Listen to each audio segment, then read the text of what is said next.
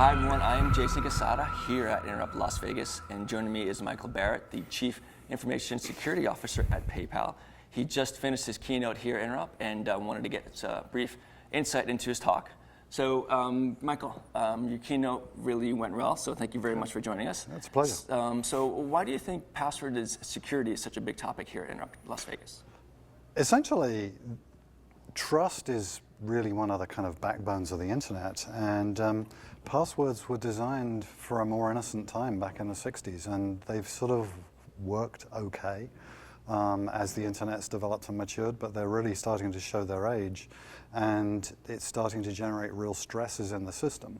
Companies like PayPal are kind of okay because we've invested hundreds of millions of dollars in risk management systems, but that's not scalable for a small, the proverbial mom and pop shop. And so this is at the point now where we've been talking about we need to do something better than passwords for a long time, and it's pretty clear that that time really is now. Okay, great. So, question, all of my passwords are 1, 2, 3, 4. Do you think I should change them? Probably, yes. That's one of the kind of, unfortunately though, you're not alone.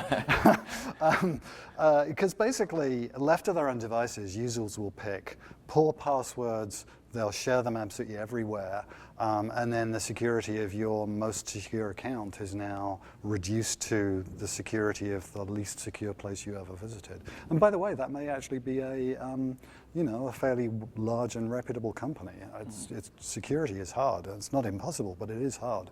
And so passwords just aren't working for us any longer because of those factors, combined with the fact that hardware password crackers based on rainbow tables and GPU arrays are making more and more passwords recoverable, even if the company employed best practices and hashed and salted their passwords. So passwords are just not working any longer, and we need something better. We need something easier for the end users, and we need something that is stronger for relying party enterprises. Note to self, change the password. Yep. And final question, Michael, any key takeaways or advice you'd like to give our Interop community for in regards to security or passwords? Sure. So it's very simple. I mean, the world is changing.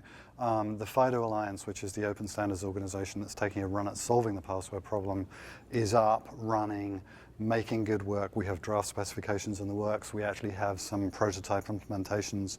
There will be implementations of FIDO technology later this year. Changing authentication is kind of something that all of us as technology professionals rely on and need.